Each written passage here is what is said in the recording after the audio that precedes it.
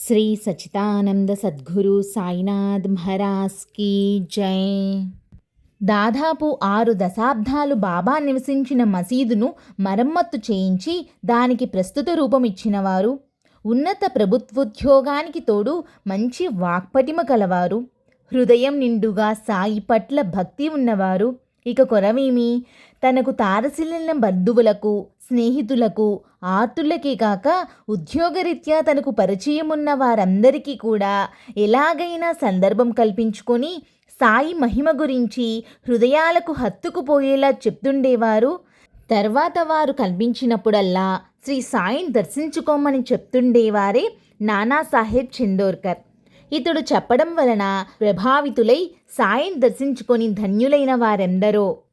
అట్టి వారిలో హరిసీతారాం దీక్షిత్, అన్నాసాహెబ్ దబోల్కర్, బివి దేవ్, తాత్యాసాహెబ్ నూల్కర్, దాసగణు, రాధాకృష్ణమాయి మొదలైన వారు ముఖ్యులు.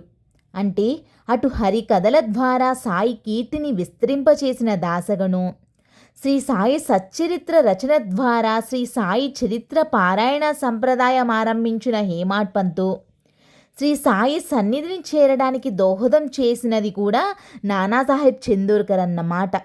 వారు సాయి భక్తులకు అంతటి మహత్తరమైన సేవ చేయడంలో కూడా ఇతడి పాత్ర ఎంతో ముఖ్యమైంది. కానీ ఇతడు సాయి సన్నిధి ఎలా చేరాడు? నిజానికి తమ భక్తులను సాయియే తమ చెంత చేర్చుకోవాలి. అది ఇంకెవరి వల్ల అవుతుంది? బాబా తమ వాణ్ణి తమ దగ్గరికి ఎలా చేర్చుకున్నారో చూద్దాం. నానాసాహెబ్ చందోర్కర్ అసలు పేరు నారాయణ గోవింద్ చందోర్కర్. ఈయన 1860 జనవరి 14న శుభమైన మకర సంక్రాంతి పర్వదినాన జన్మించారు. అతని తల్లిదండ్రులు ఇటు శిష్టాచారానికి, శాస్త్ర పాండిత్యానికి, మరొక వంక ఉన్నత ప్రభుత్వోద్యోగానికి పేరు మోసినవారు. శాస్త్రాలు చక్కగా అధ్యయనం చేసి వైశ్యదేవము, అతిథి సేవ శ్రద్ధతో చేసేవారు. కళ్యాణపట్టణంలోని వారి ఇల్లు ఎప్పుడూ అతిథులతో కళకళ్లాడుతుండేది. అతని తండ్రి ఠాణేలో ఉన్నత ప్రభుత్వోద్యోగి, డిప్యూటీ కలెక్టర్గా రిటైర్ అయి కళ్యాణ్లో చందోర్కర్ వాడాగా ప్రఖ్యాతి పొందిన పెద్ద భవనం కట్టుకున్నారు. వారి తండ్రి గారు అంగోన్కావాడలోని శ్రీ సకారాం మహారాజ్ అను మహనీయుని వద్ద ఉపదేశ దీక్ష తీసుకున్నారు. నానాసాహెబ్ కూడా తన తండ్రి వల్లనే శాస్త్రాలు, శంకరాచార్య భాష్యంతో సహా భగవద్గీత చక్కగా చదువుకున్నారు. ఆయన కళ్యాణ్ మరియు బొంబాయిలలో చదువుకుని బిఏ పాస్ అయ్యాడు. అతనికి సంస్కృతం అంటే ఎంతో ప్రీతి. తన చదువు పూర్తి కాగానే సంగమనేర్లోని మమల్తదార్ కోర్టులో కొంతకాలము, తర్వాత కోపర్గాంలోనూ పనిచేశారు. బ్రిటిష్ పాలనలో 1887లో కలెక్టర్కి పిఏగా సేవలు ప్రారంభించారు. కేవలం 7 సంవత్సరాలలోనే గెజిటెడ్ ఆఫీసర్ స్థాయికి చేరుకుని డిప్యూటీ కలెక్టర్ అయ్యారు. ఇది ఆ కాలంలో అద్భుతమైన విజయంగా పరిగణించబడింది. అప్పటికే అనగా 1878లో నానాసాహెబ్ ఓజు అను గొప్ప జమీందార్ గారి కుమార్తె బయజాబాయిని వివాహమాడారు. ఇతడు కోపర్గాంలో పనిచేస్తుండగా అతని పసిబిడ్డ ప్రమాదంగా జబ్బుపడి చనిపోయింది. కారణం, ఆ ఊరిలో ఎటువంటి వైద్య వసతి ఉండేది కాదు. అప్పుడు అతడి ప్రజలు బాధ గుర్తించి అతడు తన సొంత ఖర్చుతో ఒక ఆసుపత్రి కట్టించి 18 సంవత్సరాలు నిర్వహించాక ప్రభుత్వానికి అప్పగించారు. ఆయనకు సంస్కృతంలో మంచి ప్రావీణ్యం కలదు. భగవద్గీత, సంత్ ధ్యానేశ్వరి రచించిన ధ్యానేశ్వరి మరియు ఇతర గ్రంథాలను లోతుగా అధ్యయనం చేసేవారు. అహ్మద్ నగర్ నుండి కోపర్గాంకు మమల్తాదారుగా చిదంబర్ ఘాడ్గిల్ బదిలీ అయ్యాడు. అతని కార్యదర్శిగా నానాసాహెబ్ చందోర్కర్ పనిచేస్తున్నాడు. ఆ కాలంలో ఒకరోజు షిరిడీ గ్రామకరణమైన అప్పా కులకర్ణి కోపర్గాంలో జరగనున్న జమాబందీకి బయలుదేరబోతూ బాబాను సెలవు కోరాడు. అప్పుడు ఆయన సెలవిచ్చి అక్కడ ఉన్నత ప్రభుత్వోద్యోగి అయిన నానాసాహెబ్ చందోర్కర్ను తాము రమ్మన్నామని చెప్పమన్నారు. ఆ మాట విని కులకర్ణి కంగారుపడ్డాడు. అంత పెద్ద ఉద్యోగిని తన వంటి అతి సామాన్యుడు ఆహ్వానించడమేమిటి? అందులో కూడా కేవలం పేద భిక్షువైన సాయి ఫకీరు పిలిచారని అతనితో చెప్పడమెలా? తనకు సాయి పట్ల ఎంత భక్తి శ్రద్ధలున్నా ఉన్నతోద్యోగి, శ్రీమంతుడు అయిన నానాకు సాయి పట్ల భక్తిభావం ఏముంటుంది? అయినప్పటికీ బాబా మాట త్రోసివేయలేక అతడు కోపర్గాంకు వెళ్ళి ఆ కబురు చెప్పాడు. కానీ నాన్న రాలేదు. అలానే రెండవసారి మూడవసారి కూడా కబురు చేసినా అతడు రాలేదు. బాబా తన పట్టు విడవక అతనికి మళ్ళీ మళ్ళీ కబురు పెడుతూనే ఉన్నారు. చివరిసారి అప్పాకులకర్ణి ఆ మాట చెప్పినప్పుడు కూడా, నానా చందోర్కర్, మాటి మాటికి అనవసరంగా సాయిబాబా పేరు ఎత్తావెందుకు? నీకు నా వలన కావాల్సింది పనేదైనా ఉంటే నిర్భయంగా చెప్పవచ్చు కదా అని విసుక్కున్నాడు. కానీ నిజంగా బాబా అతనిని పిలిచారని చెప్పాక షిరిడీకి బయలుదేరాడు. కానీ తన మనసులో మాత్రం తాను కులకర్ణికి చెప్పిన కబురు విని ఒక పేద బిచ్చగాని దర్శనానికి వెళ్తున్నాననుకున్నాడు. అయినా కొందరు ఆయనను మహాత్ముడంటారు గనుక ఆయనకు సమర్పించడానికి నేనేమి తీసుకెళ్లడం లేదే అనుకున్నాడు. షిరిడీ సమీపిస్తుండగా ఇలా ఆలోచిస్తూ కాకతాళీయంగా తన కోటు జేబులో చేయి పెట్టుకునేసరికి అతని చేతికొక చిన్న పొట్లం తగిలింది. విప్పి చూస్తే అందులో 4 సీమబాదం పప్పులు, 4 కలకండ ముక్కలు ఉన్నాయి. అతడు ఉత్సాహంగా బాబాను దర్శించి సాష్టాంగ నమస్కారం చేసి ఆ పొట్లాన్ని ఆయన ముందుంచాడు. అప్పుడు వారి ఎదుట కూర్చొని తనకు కబురు చేసిన కారణమేమని అడిగాడు నాన్న. నిన్ను పిలిపించడానికి వేరే కారణమేమీ లేదు. మన సంబంధం కొన్ని జన్మలది. ఆ సంగతి నాకు తెలుసు, నీకు తెలియదు. వీలున్నప్పుడల్లా వచ్చిపోతుండు అన్నారు బాబా. నాన్న ఆ మాట అంతగా నమ్మలేకపోయాడు. బాబా ఆ పొట్లం అతనికి ఇచ్చేసి అతనిని వెళ్ళిరమ్మన్నారు. కానీ అతడు పట్టుబట్టిన మీదట ఒక్క బాదం పప్పు, ఒక్క కలకండ ముక్క మాత్రం తీసుకొని మిగిలిన అతనికి ఇచ్చి పంపేశారు. ఆ కాలంలో మహారాష్ట్ర దేశమంతటా తరచుగా తీవ్రమైన ప్లేగు వ్యాధి చెలరేగి ఎందరో మరణిస్తుండేవారు. అందువలన ప్రజలను దాని నుండి రక్షించడానికి ఆంగ్ల ప్రభుత్వం ఒక విధమైన టీకాలు వంటివి ప్రజలకు వేయాలని నిర్ణయించుకుంది. కొత్తగా వచ్చిన ఆ పద్ధతి చూచి ప్రజలు భయపడి ఆ టీకాలు వేయించుకునేవారు కాదు. ఆయా ప్రాంతంలోని ప్రజలకు ధైర్యం కలగడానికి వారికి ఆదర్శప్రాయంగానో మొదట ప్రభుత్వోద్యోగులందరూ విధిగా వేయించుకోవాలని జిల్లా కలెక్టర్ అతనిని కోరారు. అధికారుల ఒత్తిడికి తలవొగ్గి ఆ టీకాలు వేయించుకుంటే ఏమి ప్రమాదం వాటిల్లుతుందోనని భయపడి ఆ విషయం నిర్ణయించుకోవడానికి 1 వారం వ్యవధి కోరి బాబా వద్దకు పరిగెత్తాడు చందోర్కర్. బాబా, అందులో ఏముంది, వేయించుకో, నీకెట్టి ప్రమాదమూ జరగదు అన్నారు. అతడు వెంటనే అహ్మద్నగర్ చేరి టీకాలు వేయించుకున్నాడు. తర్వాత మిగిలిన ఉద్యోగులందరూ వేయించుకున్నారు. ఎవరికీ ఎట్టి ఇబ్బంది కలుగలేదు. అతనికి తెలియకనే బాబా అతని హృదయాన్ని తమ ఆధీనం చేసుకున్నారు. అతడు తరచుగా షిరిడీ రానారంభించాడు. ఒకప్పుడు నానా చందోర్కర్తో పాటు ఒక కీర్తనాకారుడు కూడా షిరిడీకి వచ్చాడు. వారిద్దరూ ఆ మరురోజే అహ్మద్నగర్ చేరవలసి ఉంది. రైలుకు టైం అవుతుందని చెప్పి బయలుదేరడానికి వారిద్దరూ బాబాను సెలవు కోరారు. బాబా, ఏమీ తొందరలేదు, మీరిద్దరూ స్థిమితంగా భోంచేసి బయలుదేరండి అన్నారు. బాబా మాటలయందు పూర్తి విశ్వాసం గల నానాసాహెబ్ రైలుకు ఆలస్యం అవుతుందని భయపడక నెమ్మదిగా భోజనం చేసి బయలుదేరాడు. హరిదాసు మాత్రం మరురోజు కార్యక్రమానికి అందుకోలేకపోతే తనకు కావలసిన పారితోషకం చేజారిపోతుందని భయపడి టైం ప్రకారం కోపర్గాం చేరదలిచి భోజనం చేయకుండానే బయలుదేరాడు. కానీ ఆ రోజు ఆ రైలు కొన్ని గంటలు ఆలస్యంగా వచ్చింది. ఎంతో తాపీగా భోజనం చేసి బయలుదేరిన నానా కూడా కోపర్గాం చేరేసరికి హరిదాసు ఆకలితో బాధపడుతూ వేచి ఉన్నాడు. నానా చేరిన కొద్దిసేపటికి కానీ రైలు రాలేదు. శ్రీ సాయికి అన్నీ తెలుసునని ఆ హరిదాసు గుర్తించాడు. అంతేకాదు, నానాకు ఆ ముందటి రోజు బాబా చెప్పిన ఒక మాట గుర్తుకొచ్చింది. వారిద్దరూ షిరిడీ చేరగానే ఆయన అన్నారు, ఈ హరిదాసు చూడవయ్యా, అతడు నీతో కలిసి వచ్చాడు కానీ తనకు అనుకూలమని తోచినప్పుడు నిన్ను విడిచిపెట్టి ఒక్కడే వెళ్ళిపోతాడు. ఎప్పుడూ నిన్నలా మధ్యలో విడిచిపెట్టి పోని స్నేహితులనే చేర్చుకోవాలి అని. ఒకరోజు ఉదయమే నానాసాహెబ్ కోపర్గాంకు తప్పక వెళ్ళవలసి ఉంది. జిల్లా కలెక్టర్ అక్కడికి వస్తూ తన్నక్కడ కలుసుకోమని నానాను ఆదేశించాడు. అందువలన నానాసాహెబ్ బయలుదేరి బాబాను సెలవు కోరాడు. ఆయన, ఇవాళ నీవేమి వెళ్ళనక్కర్లేదు, రేపు వెళ్ళవచ్చులే అన్నారు. జిల్లా కలెక్టర్ ఆదేశాన్ని పాటించాలా లేక సద్గురు ఆదేశాన్ని పాటించాలా అనే విచికిత్స అతనికి కలగలేదు. బాబాపై పూర్తి విశ్వాసంతో అతడు ఆ రోజు ఆగిపోయాడు. తిరిగి ఆ మరుసటి రోజు అతడు సెలవు కోరినప్పుడు బాబా ఆశీర్వదించి ఇవాళ వెళ్ళి కలెక్టర్ను కలుసుకో అన్నారు. అతడు కోపర్గాం చేరి ఆఫీసులో విచారించగా ఆ ముందటి రోజు కలెక్టర్ రానే లేదని చెప్పారు. తాను ఆ రోజు రావడం లేదని, మరో రోజు వస్తానని కలెక్టర్ టెలిగ్రామ్ ఇచ్చినట్లు ఆఫీసులో తెలిసింది. నానాసాహెబ్ ఒకప్పుడు లేలే శాస్త్రి అను మిత్రునితో కలిసి పూణే నుండి టాంగాలో ఎక్కడికో బయలుదేరాడు. కొన్ని మైళ్ళు వెళ్ళాక అకస్మాత్తుగా గుర్రం బెదిరి ఆ బండి పడిపోయింది. నిజానికి స్థూలకాయులైన ప్రయాణికులిద్దరికీ బాగా దెబ్బలు తగలవలసింది. కానీ అదే సమయానికి షిరిడీలో బాబా తమ చేతులు శంఖంలాగా కలిపి ఊదుతున్నారు. ఆయన అలా చేయడం సామాన్యంగా ఎక్కడో ఎవరో భక్తులు మరణిస్తున్నారని సూచించేది. మరుక్షణమే ఆయన, అరే నానా చచ్చిపోబోతున్నాడు, కానీ చావనిస్తానా అన్నారు. అక్కడ నానాకు అతని మిత్రునికి చిన్న దెబ్బైనా తగల్లేదు.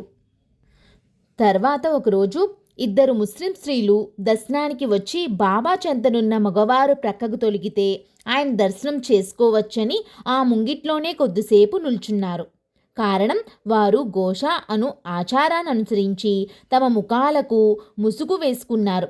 బాబా వంటి మహనీయులను దర్శించినప్పుడు అవి తొలగించుకోవాలి, కానీ పరాయి మగవారి ఎదుట ముసుగును తొలగించుకోరాదని వారి మతధర్మం చెబుతుంది. అది గ్రహించిన నాన్న అక్కడి నుంచి వెళ్ళిపోబోయాడు. కానీ బాబా అతనిని కూర్చోబెట్టి, వారు దర్శించుకోదలుచుకుంటే వస్తారులే, నీవు కూర్చో అన్నారు. కొద్దిసేపు చూచి ఆ స్త్రీలిద్దరూ బాబా దర్శనానికి వచ్చారు. ఇద్దరిలో వృద్ధురాలు మామూలుగానే పర్దా తొలగించుకొని బాబా దర్శనం చేసుకుంది. మధ్య వయస్కురాలైన రెండవ ఆమె సౌందర్యం నానా మనసును కలతపరిచింది. ఆమె కళ్ళు ఎంతో తేజవంతంగానూ ముఖమెంతో అందంగానూ ఉన్నాయి. ఆమె బాబాను దర్శించుకొని తిరిగి ముసుగు కప్పుకొని వెళ్ళిపోయింది. అందమైన ఆమె ముఖం మరొక్కసారి చూడగలిగితే బాగుండునని నానా మనసులో అనుకున్నాడు. వెంటనే సాయి అతని తొడపై గట్టిగా చెరిచి, నేను ఎందుకు చెరిచానో అర్థమైందా అన్నారు. అప్పుడు నానా సిగ్గుపడి, బాబా, నాకు మీ సన్నిధిలో కూడా ఇంత తుచ్చమైన భావాలు ఎందుకు కలుగుతున్నాయి అన్నాడు. అప్పుడు ఆయన, నీవు మానవ మాతృడవు, నీ దేహమంతా వాసనలతో నిండి ఉంటుంది. ఇంద్రియాలకు విషయాలు గోచరించగానే వికారాలు తెలుతుతాయి. కానీ అందమైన ఆలయాలు ఎన్ని లేవు.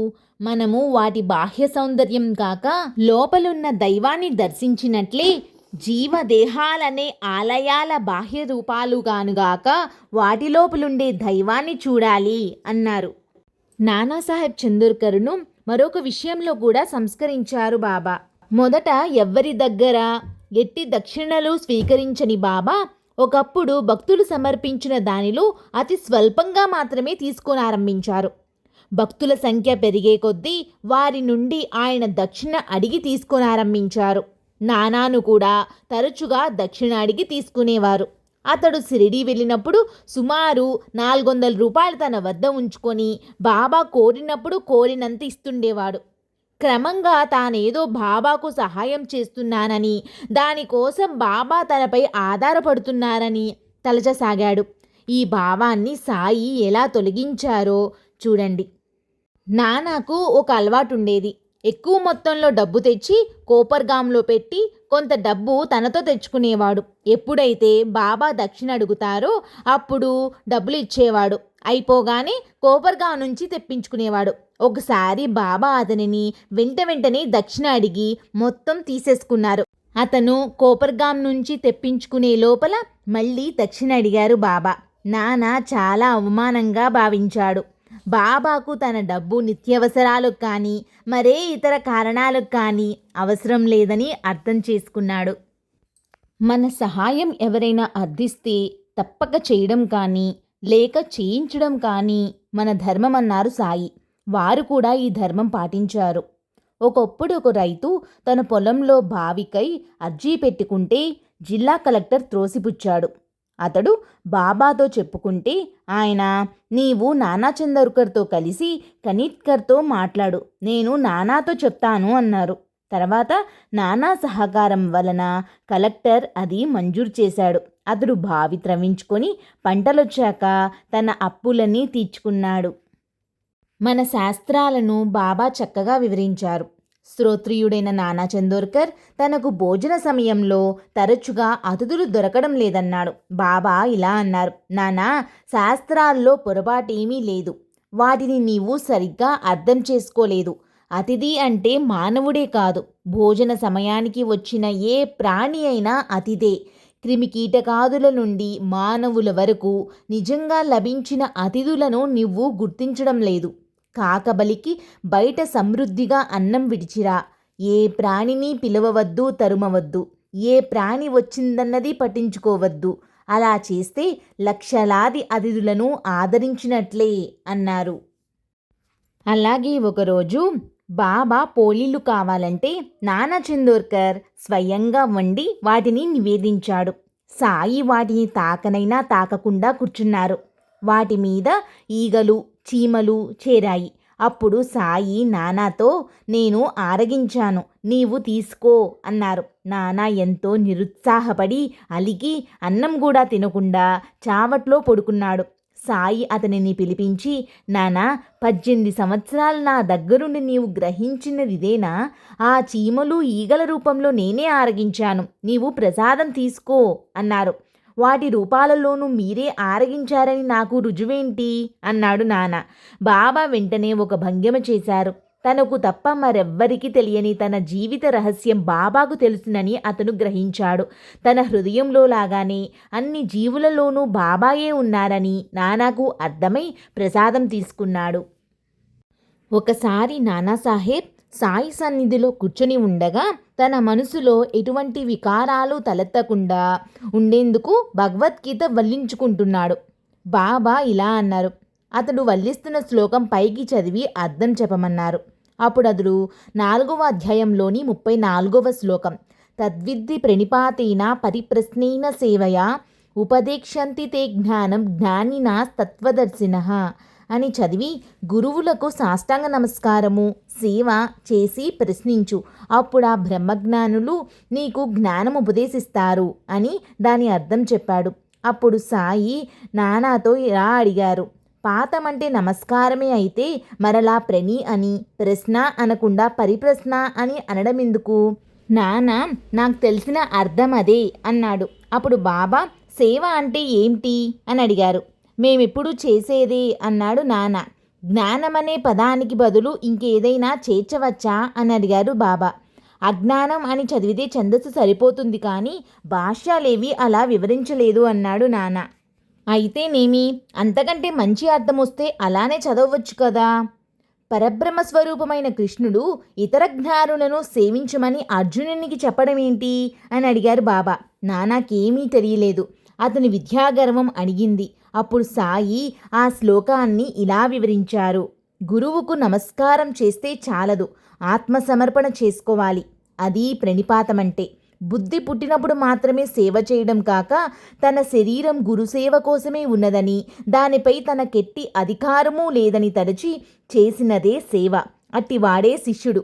అతడు కేవలం మోక్షంపై కోరికతో, యోచనతో అడిగి సందేహ నివృత్తి చేసుకోవడమే పరిప్రశ్న అని అన్నారు. ఇదంతా ఆయనలో దాగి ఉన్న గర్వాన్ని క్రమంగా తొలగించింది. తాను గొప్ప సంస్కృత పండితుడినని, గీతాబోధనలో నిష్ణాతుడినని నానా చందోర్కర్కి చాలా అహంకారం ఉండేది. ఆ అహంకారాన్ని తొలగించి ఆధ్యాత్మికంగా ముందుకు వెళ్ళడానికి బాబా దారి చూపించారు. అంతేగాక ఆ శ్లోకంలో చెప్పినట్లు నానాకు తత్వదర్శి అయిన గురువు లభించారు. కానీ అతడు ఆ శ్లోకం వల్లిస్తూ కూడా పరిప్రశ్న, సేవల తత్వం తెలుసుకోకుండానే వ్యర్థంగా వల్లిస్తున్నాడు. వాచా బోధించినది చాలనప్పుడు అతీతమైన విశ్వరూప దర్శనం వంటి దివ్యానుభూతిని ప్రసాదించగలవాడే సద్గురువు. అటువంటి సద్గురును సేవించాలని బాబా సూచించారు. ఒకసారి నాన్న మసీదులో కూర్చుని ఉండగా బాబా నానాతో ఇలా అన్నారు. కామ, క్రోధ, లోభ, మోహ, మద, మాత్సర్యం అనే షడ్రిపువులలో ఏది సులభంగా జయించగలిగేది అన్నారు. ఆ ప్రశ్నకు సమాధానం చెప్పడం చాలా కష్టం అన్నాడు నాన్న. అప్పుడు బాబా ఇలా అన్నారు. అది అసూయ. అసూయ అంటే ఇతరుల ప్రగతిని జీర్ణించుకోలేకపోవడం. అసూయను జయించడం చాలా సులువు. ఎందుకంటే అసూయ పడితే మనకు కలిగే లాభం ఏమీ లేదు, అవతలి వాడికి నష్టము ఏమీ లేదు. ఎవరో ఒకరు ధనం సంపాదిస్తే లేదా సుఖంగా ఉంటే అది వాళ్ళు చేసుకున్న మంచి కర్మల వల్ల కలుగుతుంది. దానితో మనకేమి నష్టం? కాబట్టి మనిషి అసూయ అనే చెడుగుడాన్ని వదిలేయాలి అని అన్నారు. నాన్న బాబా పాదాలకు నమస్కరించి, ఈ రోజు నుంచి నేను ఎవరి యందు అసూయ పడకుండా ఉండడానికి ప్రయత్నిస్తాను అని చెప్పాడు. కొన్ని నెలల తర్వాత నానాసాహెబ్ షిరిడీకి వచ్చారు. ఆయన బాబా పాదాల దగ్గర కూర్చొని ఉండగా బాబా ఇలా అన్నారు. ఎవరైనా అడిగినప్పుడు అహంకారము, అధికారము లేకుండా దానం చేయాలని బాబా అతనితో చెప్పేవారు. అతడు కూడా జాగ్రత్తగా ఉండేవాడు. కానీ ఒకసారి కళ్యాణ్లో ఒక పేదరాలైన వృద్ధ బ్రాహ్మణ స్త్రీ వారింటికి భిక్షకు వచ్చింది. నానా భార్య ఆమెకు 2 సేర్లు ధాన్యం ఇచ్చినా ఆమె తృప్తి చెందక 4 సేర్లిస్తే కానీ అక్కడి నుండి వెళ్ళనని చెప్పి వేధించసాగింది.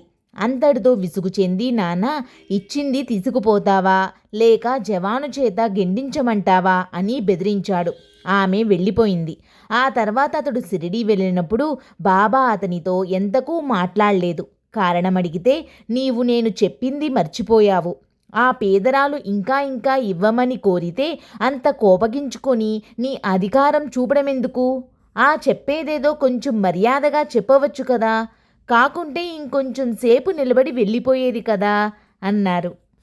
ఇచ్చిన మాట నిలుపుకోవాలన్నది బాబా చెప్పిన మూల సూత్రం. ఎవరైనా యాచిస్తే లేదని అబద్ధం చెప్పకుండా యథాశక్తి ఇవ్వాలని, అది బొత్తిగా వీలుగానప్పుడు సౌమ్యంగా ఇవ్వలేనందుకు కారణం చెప్పాలని, ఇవ్వడానికి ఏమీ లేనప్పుడు అందుకు అభిమానపడకూడదని ఆయన చెప్పేవారు. కారణం, అందరికీ అసలైన దాత భగవంతుడే. అన్నీ మనకు ఆయన ఇచ్చినవే. ఆయన మనతో ఎలా వ్యవహరించాలని ఆశిస్తామో అలా ముందుగా మనం సాటి జీవులతో వ్యవహరించాలి. అన్నీ ఆయన రూపాలే కదా.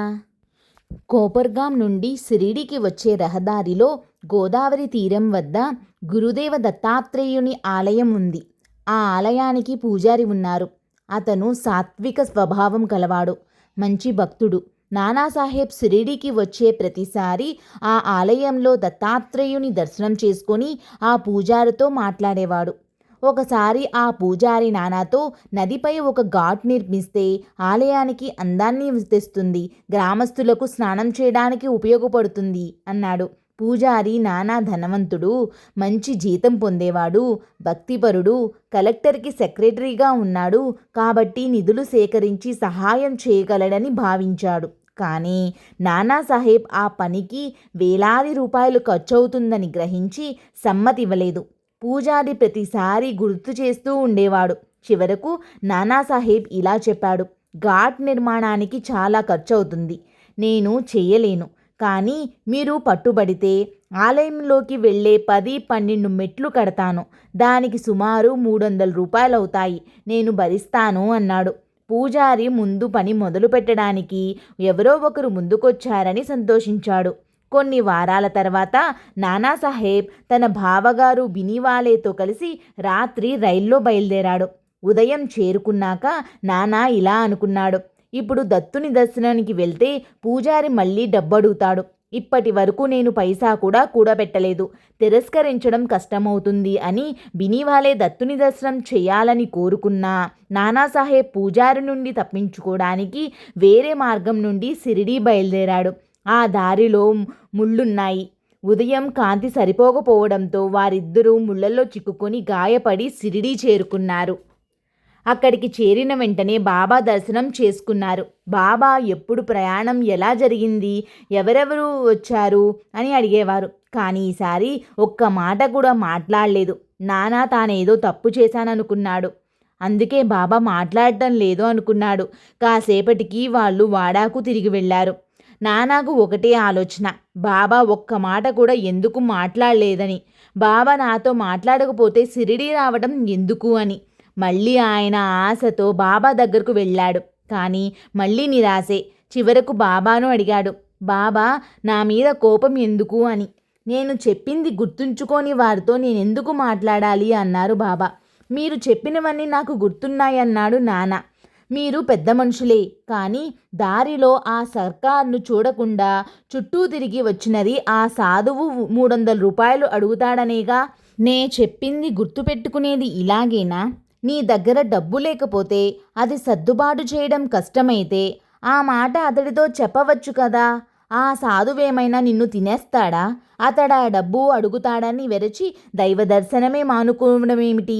ఇప్పుడు మాత్రం నీ కాళ్లలోనూ వంటి మీద నీ స్నేహితునికి ముళ్ళు గుచ్చుకోలా?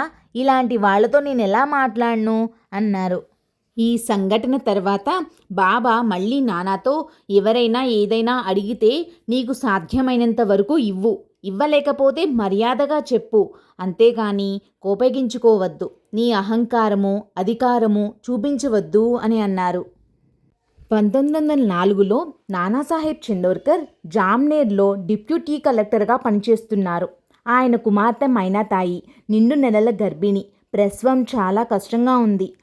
అక్కడ షిరిడీలో రామగిర్ బువా అనే గోసాయి ఇంటికి వెళ్ళడానికి బాబాను సెలవు కోరాడు. సాయి అతనిని బాపుగిర్ అని సంబోధించేవారు.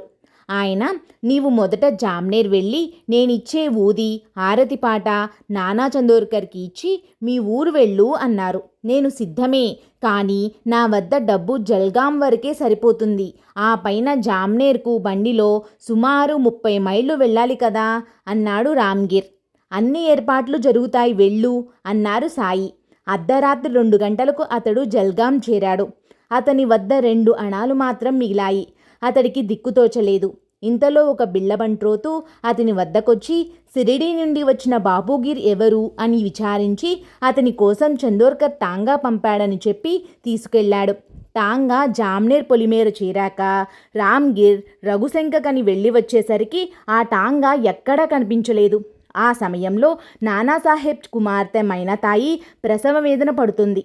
సరిగ్గా సమయానికి రామ్గిర్ వచ్చి హారతి పాట ఊది ఇచ్చాడు. నానా సంతోషంతో మైనాతాయికి ఊది ఇచ్చి సాయికి హారతి ఇవ్వగానే ఆమెకు ప్రసవమైంది. తమకు సకాలంలో ప్రసాదమందించినందుకు నానా కృతజ్ఞత చెబితే తన కోసం టాంగా పంపినందుకు రామ్గిర్ కృతజ్ఞత చెప్పాడు. నిజానికి టాంగా బంట్రోతులను నానా పంపలేదు. షిరిడీ నుండి ఒకరు వస్తున్నట్లు కూడా అతనికి తెలియదు. ఆ సంగతి విన్న రామ్గిర్కు స్టేషన్లో బంట్రోతు తనను సాయిలాగానే పిలిచాడని, సాయి అన్ని ఏర్పాట్లు జరుగుతాయని చెప్పినది గుర్తొచ్చింది. అదంతా సాయి లీలేనని వారు తెలుసుకున్నారు. మనం కోరినది భగవంతుడు తీరుస్తున్నాడు కదా అని అంతు లేకుండా ప్రకృతి ధర్మాలకు విరుద్ధమైనవి కోరుతుండడం కానీ, అవి ఆయన నెరవేర్చలేదని అలగడం కానీ తగదు. జీవితంలో ఇంతవరకు ఆయన ప్రసాదించిన వాటికి చాలినంత కృతజ్ఞతగా ఉండలేని మనకది అసలే తగదు. దాత ఇవ్వలేదని అలిగే హక్కు మన వంటి బిచ్చగాళ్ళకేమున్నది? నానాసాహెబ్ కుమార్తె మైనాతాయి ఆ బిడ్డను కనిన కొద్ది మాసాల తర్వాత ఆమె భర్త, ఆ బిడ్డ కూడా మరణించారు. వారిని రక్షించలేదని ఆ కుటుంబమంతా బాబాపై కష్టపడ్డారు. ఒకసారి ఆయనను దర్శించారు కానీ ఆయనపై అలిగి ఆయనతో మాట్లాడలేదు. అప్పుడు బాబా, మీకు ఆ బిడ్డ అల్లుళ్ళే ప్రధానమై అటువంటి వాటి కోసం మాత్రమే వచ్చేటట్లయితే మీరు నా వద్దకు రానక్కర్లేదు. జనన మరణాలు పూర్వకర్మననుసరించి జరుగుతాయి. వాటిని భగవంతుడు కూడా మార్చడు. సూర్యుణ్ణి వేరొక దిక్కున ఉదయించమని ఆయన ఎన్నడైనా శాసిస్తాడా? అలా చేస్తే సృష్టి మొత్తం తారుమారవదు అన్నారు. ఈ వరుస దుఃఖాలతో మైనాతాయి తీవ్రంగా మానసికంగా కృంగిపోయింది. అప్పుడు దాసగను ఈ బాబా పాదుకులను ఆమెకిచ్చారు. మైనాతాయి ప్రతిరోజు వాటిని పూజించి వాటి ద్వారా తాను ధైర్యం, ఆత్మశాంతన పొందింది. నానాసాహెబ్ ఆధ్యాత్మిక బుద్ధి కలవాడు. ఏ దేవాలయం, ఏ పుణ్యక్షేత్రం ఉన్నా అక్కడికి వెళ్ళి దర్శనం చేసుకునేవాడు. ఒకసారి పద్మాలయ అడవిలో ఉన్న వినాయకుడి ఆలయానికి వెళ్ళాలని నిర్ణయించుకున్నాడు. ఆలయం దగ్గర రైల్వే స్టేషన్ నుంచి దాదాపు 10 మైళ్ళు నడవాలి. అతడు డిప్యూటీ కలెక్టర్గా పనిచేస్తున్న రోజులవి. అన్ని ఏర్పాట్లు చేసుకున్నాడు కానీ రైలు ఆలస్యమై ఆలయానికి వెళ్ళడానికి ఎలాంటి రవాణా కూడా దొరకలేదు. అతడు ధైర్యం చేసి నడవసాగాడు. బాబా, 9 గంటలకు మందిరం మూసేస్తారు. నేనక్కడకు చేరేసరికి 11 గంటలవుతుంది. నాకప్పుడు ఒక కప్పు టీ కావాలి అని ప్రార్థించాడు. అతడు 10 మైళ్ళు నడిచి ఆలయం వద్దకు రాగానే ఏడి నానా వచ్చాడా అని పూజారి అనడం వినిపించింది. నేను వస్తున్నట్లు మీకెలా తెలుసు అని ఆశ్చర్యంగా అడిగాడు నాన్న. పూజారి అతనికి టీ అందిస్తూ నానా వస్తున్నాడు, అతనికి టీ సిద్ధం చెయ్యండి అని సాయి మాటలు వినిపించాయి అన్నాడు. బాబా ఎక్కడున్నా మన ప్రార్థనలు వింటారు. నానా చందోర్కర్ అహ్మదనగర్ జిల్లాలో నివసిస్తున్న రోజులవి. ఒకసారి హరిశ్చంద్రగుట్టపై ఉన్న అమ్మవారి ఆలయానికి వెళ్ళాలని నిశ్చయించుకున్నాడు. ఆ ఆలయం షిరిడీకి 40 మైళ్ళ దూరంలో ఉంది. అది ఒక కొండ. కొద్దిసేపట్లోనే ఆయన కొండకి సొగ భాగం ఎక్కేశారు. అది వేసవికాలం. దాంతో దాహంగా అనిపించి ఎక్కడ చూసినా నీరు కనిపించలేదు. ఇంకాస్త ముందుకు వెళ్తే నీరు దొరుకుతుందేమో అని అనుకొని ఎక్కారు. కానీ గొంతు ఎండిపోయి శక్తి తగ్గిపోయింది. నీరు త్రాగక నేనొక్క అడుగైనా వేయలేను, సాయియే నన్ను కాపాడాలి అని ఒక బండ మీద కూలబడ్డాడు. మరుక్షణమే ఒక బిల్లుడు కట్టెలు మోసుకొస్తూ నానాతో, మీరు కూర్చున్న బండ కింద మంచినీరుంది, తాగండి అన్నాడు. చూడగా బండ కింద స్వచ్ఛమైన నీరున్నది. అతడు దప్పిక తీర్చుకున్నాడు. సరిగ్గా అదే సమయంలో షిరిడీలో సాయి, నానా దాహంతో చావనున్నాడు, కానీ నేను చావనివ్వను అన్నారని తెలిసింది. ఇలా ఎన్నో సంఘటనలతో బాబా నానాసాహెబ్పై తన కరుణ చూపించారు. నానాసాహెబ్ చందోర్కర్ మరియు దాసగను కలిసి బాబా సందేశాన్ని అల్లా మాలిక్ ఏక్, దేవుడు ఒక్కరే అనేదాన్ని ప్రపంచానికి విస్తరింపచేయడంలో ముఖ్య పాత్ర వహించారు. నానాసాహెబ్ చందోర్కర్ తనకు 61 సంవత్సరాల వయసులో అనగా 1921 ఆగస్టు 21న ఏకాదశి రోజున కళ్యాణ్లో పరమపదించారు. జీవితంలో ఎటువంటి పరిస్థితులు ఎదురైనా, అది కష్టమైనా సుఖమైనా, సాయి యందు విశ్వాసాన్ని సడలనీయకుండా ఉండగలిగితే చాలు, అంతా సాయియే చూసుకుంటారు. జై సాయి మాస్టర్. ఇలాంటి మరిన్ని వీడియోల కోసం లైక్, షేర్ చేసి సబ్స్క్రైబ్ చేయండి. ధన్యవాదములు.